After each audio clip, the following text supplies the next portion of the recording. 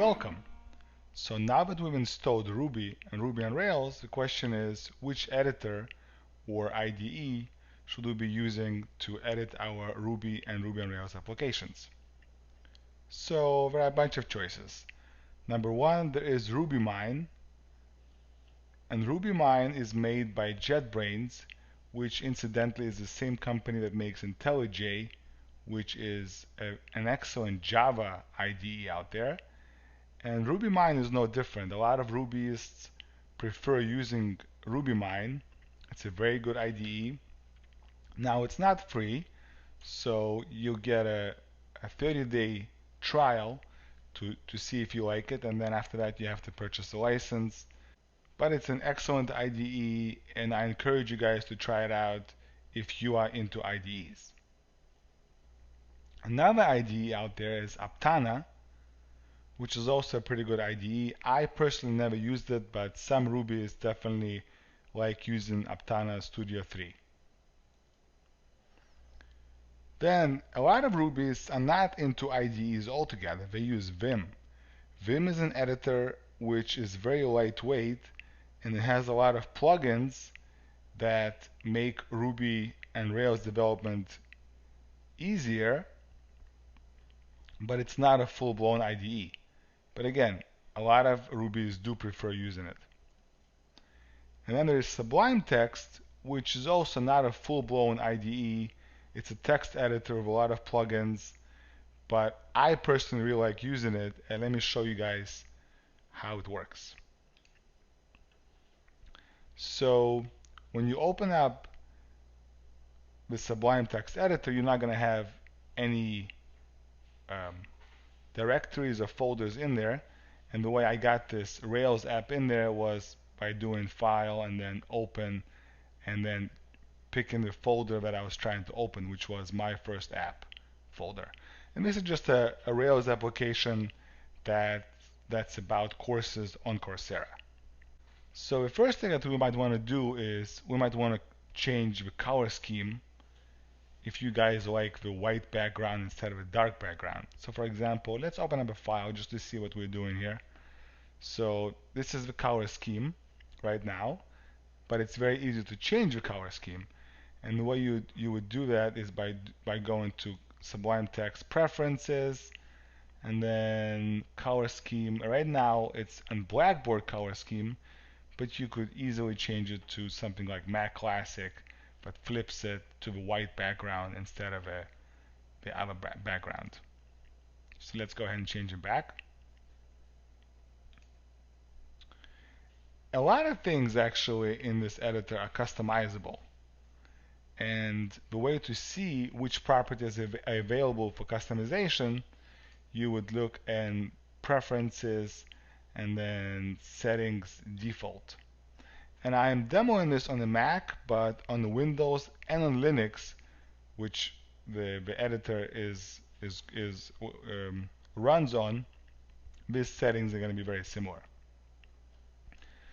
So the interesting part is the settings are not on a GUI panel that you could just do a checkbox them. They're actually a JSON file. So you have a key and a value. So for example, you have line numbers.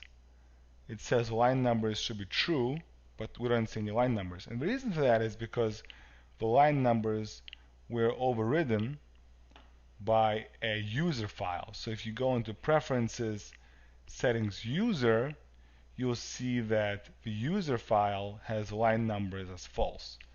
But if I go ahead and take them out and save the file, you could see the line numbers show right back up again.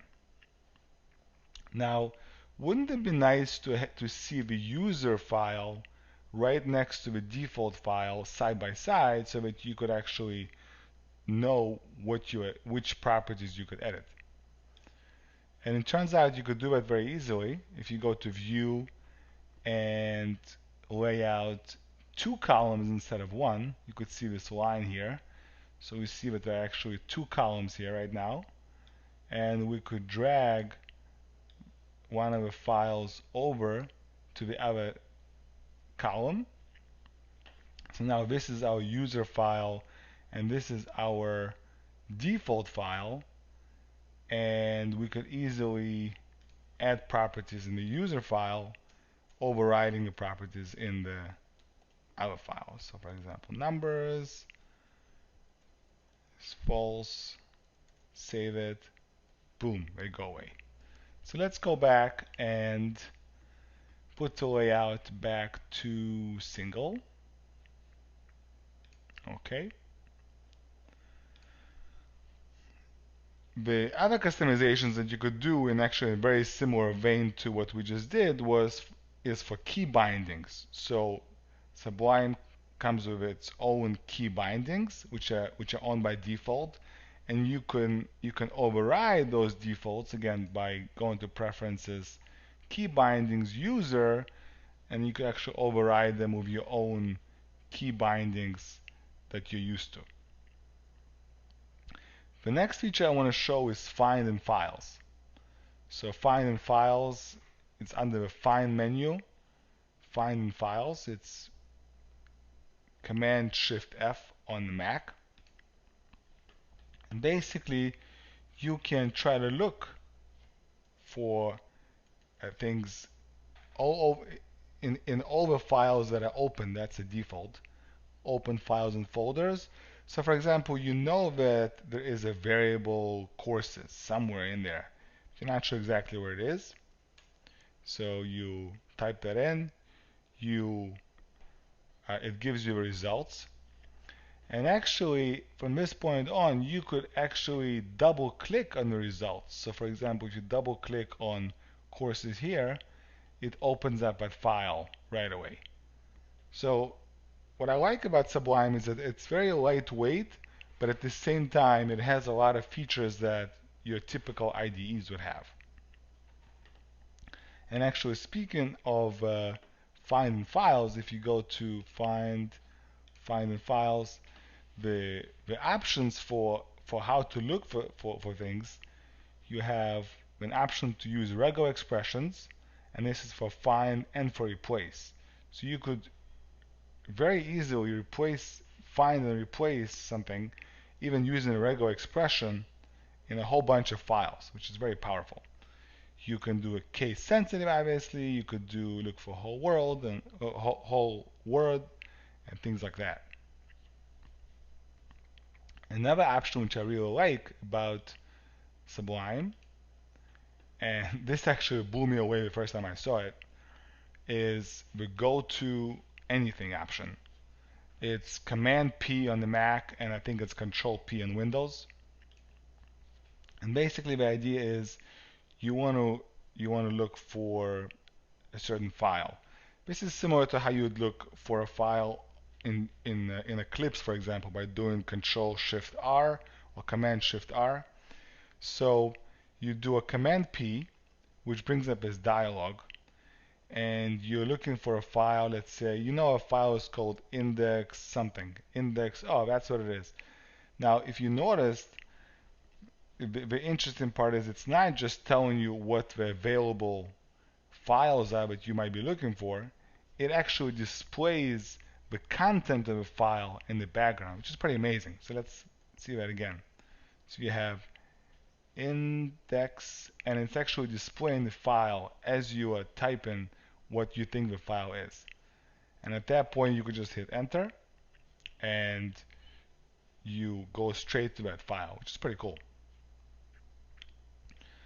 Another feature which might not be so obvious, but it's pretty obvious once you see it once, is that you could actually collapse things. So there's no way, so looking at this, you don't think there's any way to collapse code, but if you go to the left of the panel, you could see that there is triangles, which actually they only come into existence when you sort of hover over them.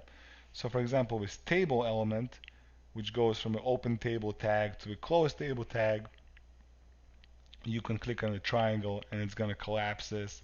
So you could save some real estate if you want to see a whole bunch of stuff on the screen at the same time. The other thing you could do in Sublime, So even though it's just a text editor, but it has support for certain what are called builders. So for example, if you're looking at a typical Ruby file, and we're not going to get into what this Ruby file does, but at the end of it, you are printing something out. So if you go to Tools and Build, which is Command B or Control B, there is automatic support for building or running certain languages, and Ruby is one of them. So when you open up your whatever file .rb in Sublime, you could do Command B or Control B, and it runs the file, and the output gets printed out right here. So you don't have to go to the command line. You could run it directly from the editor. So again, it's a text editor, but it has a lot of features built on top of it, which makes it really nice. And this is actually just scratching the surface, because Sublime has many plugins and packages, and there's actually a website called packagecontrol.io, which keeps track of all the and lists a whole bunch of Sublime text plugins out there, ones that are trending, popular, and there's stuff like support for Git, which basically means you could download a plugin that will tell you what has changed and things like that, or support for Markdown, for Markdown syntax, or for being able to view Markdown output in a browser, a whole bunch of plugins that you can add onto your Sublime basic installation to make it even better. So those are basically your choices. I, I personally like Sublime, which is why I showed you how I use it, but we did list a whole bunch of choices out there. Number one, RubyMine, which is really good. Aptana, which I've never used, but I hear good things about it. Then Vim, which a lot of Rubyists will tell you that IDE. Why would you ever want to use an IDE? Just use Vim, and it works for them, which is great. And then the one that I just showed you, which is Sublime Text.